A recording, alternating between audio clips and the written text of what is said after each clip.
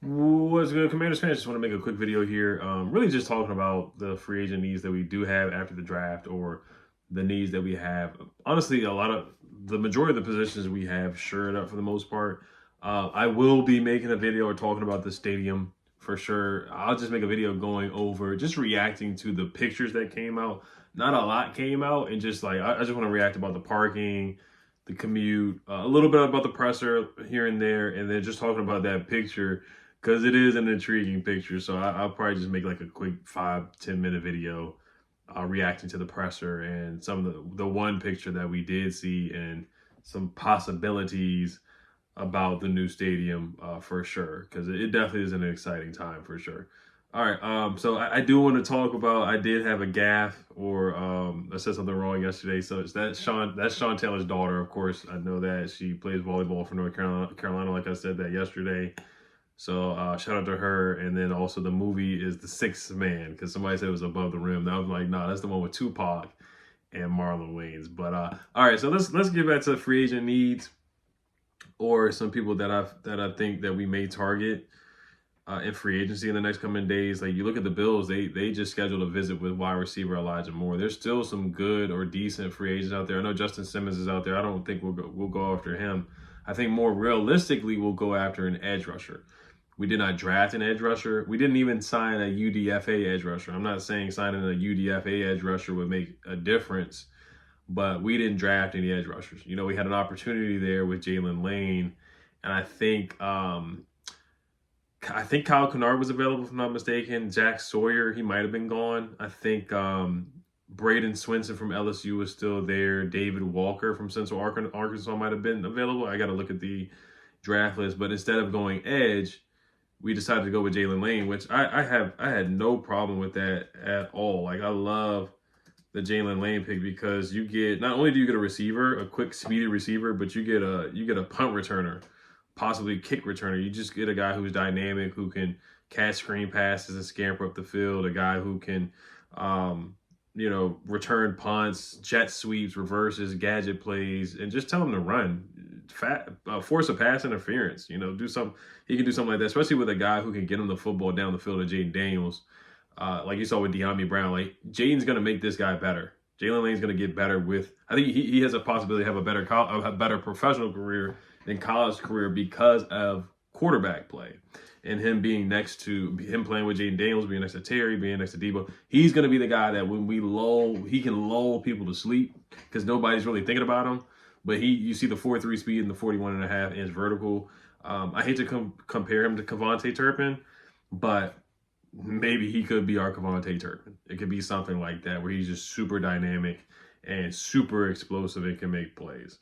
So I had no problem with them taking Jalen Lane. So Kyle Kennard was drafted 3 spots before Jalen Lane. Jack Sawyer was drafted 5 spots before Jalen Lane. So it was 2 guys off the board. I feel like if Jack Sawyer was there at 26, if he was there at pick, we had 128. If Jack Sawyer was available, I think they either would have went with him or Kyle Kennard at edge. And then the edges that were behind us was Q Robinson, and Q Robinson was behind Jalen Lane a couple picks after that. And then the next edge after that was Braden Swinson in the 5th round to the New England Patriots at pick 146. So those are really Elijah Roberts from SMU. We probably weren't going to go after him. But you guys get the point there. Like, I'm happy with the Jalen Lane pick, but I do think we do have a need at the edge rusher spot. I do like Dietrich Wise. I like Dorrance Armstrong, but we just need some more pass rushing juice.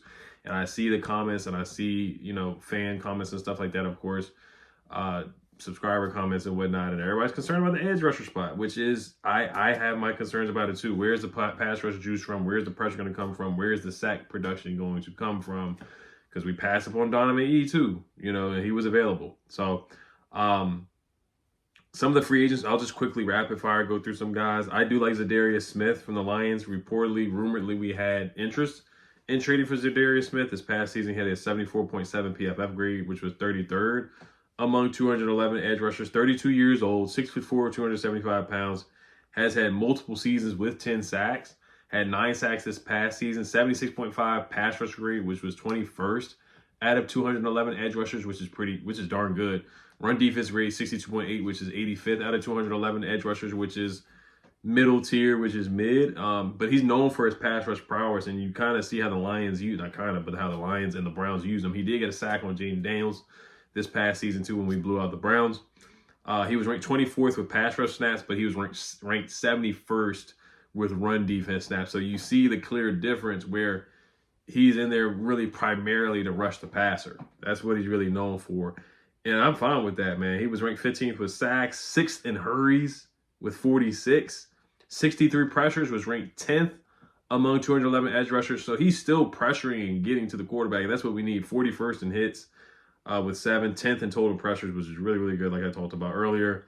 And 15th in sacks. So he's a guy that definitely still has something left in the tank. And he usually stays healthy too. And then the year before, the 2023, he had an 86.8 PFF pass rush grade, which was 9th among edge rushers. 18.1 pass rush win rate in 2023, which was ranked 10th among edge rushers. 13.5 quick pressure rate among edge rushers, which was 5th as well. So he's still very productive, man. He was really good with the Packers. He was really good with the Vikings. Like, he definitely has something left in the tank for sure, man. Played with the Ravens for a little bit too. 3-time Pro Bowler, was all pro and all that. So I would like to see them go after Za'Darius Smith. And Lance Newmark did say in the presser that they were looking at veteran edge rushers. So I think over the next week or over the next couple of days, whenever, before training camp or OTAs mini camp, we gotta bring somebody in for a workout, visit, something. You gotta attack that position, in my opinion, for sure. I think Za'Darius Smith would help with that. The other guy is Von Miller, definitely on the older side. He's 36, 82.4 overall PFF grade last year, which is pretty good. 15th among 211 edge rushers as well. 32 pressures, which was 55th among 211 edge rushers. 62.3 run defense grade, which is about middle tier, just like Za'Darius Smith. So, like I said, the guy, we already have a lot of run stoppers. Like Dietrich Wise is good against the run. Cleveland Ferrell's against the run. Good against the run. Dorance Armstrong is solid against the run. So we have our guys that we know are going to slow down the run game, but we got to get these guys that are the rotational pass rush specialists like Von Miller would definitely help for sure. 6 sacks last year, which is okay, which is solid.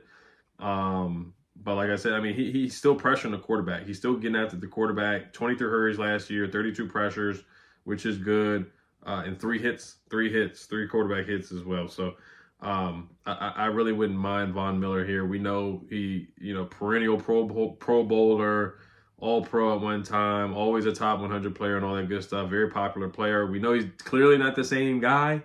Is it like bringing in Jason Taylor from back in the day and guys like Bruce Smith, stuff like that? I wouldn't say that. But we know what role these guys are coming in as. This would be like a 1-year, $5 million deal, something like that. 1 year, $3 million deal, where it would be a very relatively cheap deal. And we know what it is, 1-year deal. And we're not expecting a whole bunch from these guys, but just to come in and give us some pass rush juice for sure. Another guy is Matthew Judon. I would not really bring him in. I wouldn't be interested in him. He had a 43.0 overall PFF grade last year. I know historically he's had some good years. Kind of had a middle tier year with the Falcons this past year. 53.6 run defense grade and a 53.9 pass rush grade as well, which was pretty darn bad. He did have 6 sacks last year, but he's just inconsistent and just has been primarily a non-factor for the most part. Preston Smith, familiar face with the Skins. Didn't do much with the Steelers. He got traded from the Packers to the Steelers, former teammate with Za'Darius Smith in Green Bay. Preston Smith had that breakout season with 12 sacks in 2019. Ever since then, he hasn't really lived up to that. He had 9 sacks in 2021, 8 sacks in 2023, and then 4.5 sacks this past season in 2024, which is solid. But that's kind of what you get from Dietrich Wise and some of the other guys, 4.5 sacks. But he didn't do much with the Steelers at all, as he was trying to really find his footing with the Steelers. But, I'm not very high on bringing in Preston Smith. 59.3 pass rush grade and 64.3 run defense grade this past season for Preston Smith. Other guys on the list are Dennis Gardeck, who, not really interested in him either. And then Emmanuel Ogbah. And that's really it. Yannick Ngakoue is still on this free agent list and whatnot. I don't think he even played last year, to be honest. I don't think he did at all. Carl Lawson, DeMarcus Walker. So that's really it for the guys that I feel like, to me, it's really just Za'Darius Smith and Von Miller. And let me look at Von Miller's stats real quick before I wrap it up. But Yeah, like I said, as far as free agent needs, I think that's really, I think every position we basically have the starter penciled in for every position for the most part. Yeah, Von Miller had 8 sacks in 2022, played in 12 games in 2023 and has 0 sacks. And then he had 6 sacks in 2024. So that's what he's done the last couple of years. Then he played with the Rams that had five. He had five. He had 9.5 sacks in 2021 when he got traded to the LA Rams. 8 sacks in 2019 with Denver, and has not made a Pro Bowl since 2019. So 2020 he did not play at all because he had an ankle injury. So played in 13 games in 2024, 12 games in 2023, 11 games in 2022. And then you look at Za'Darius. He played in 17 games this past season, 16 games in Cleveland in 2023, 16 games in Minnesota. So the past 3 years, he's played in at least 16 games, which is really, really, really, really good. 2021, he only played in 1 game, but in 2020, he played in 16, and in 2019, he played in 16. So typically, he plays every game. You can really, count on him being fully healthy for the whole season or playing in every game. So those are my thoughts. Like I said, just breaking down all the positions, like I don't really see a need. I mean, obviously, we got our franchise quarterback, running back. We got JCM and Brian Robinson. We're not going to sign anybody else. Wide receiver, we're not signing anybody else, especially after drafting Jalen Lane. Only thing I would say is kicker. Really, defensive end and kicker are the 2 positions we did not address in the draft. The offensive line is shored up. We got depth on the offensive line, which is lovely to see. Legitimate starters on the offensive line. Defensive line is shored up. We're not going to bring it except for edge rusher.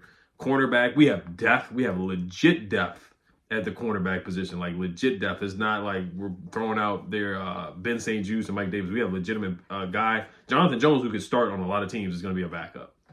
Trey Amos, a legitimate rookie. Marshall Lattimore, supposed to come in and be locked down. Lattimore, take guys away, just lock down guys. And then we have Mikey Sanders, still had a heck of a rookie season.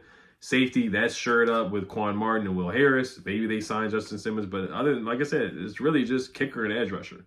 Those are the only 2 team needs right now that I really see that are like glaring needs. So, and kicker, Zane can get it done. I do believe in Zane, but you definitely have to bring in competition for Zane Gonzalez. Those are just my thoughts on that. As always, you guys let me know what you guys think. Healthy Commanders. Peace.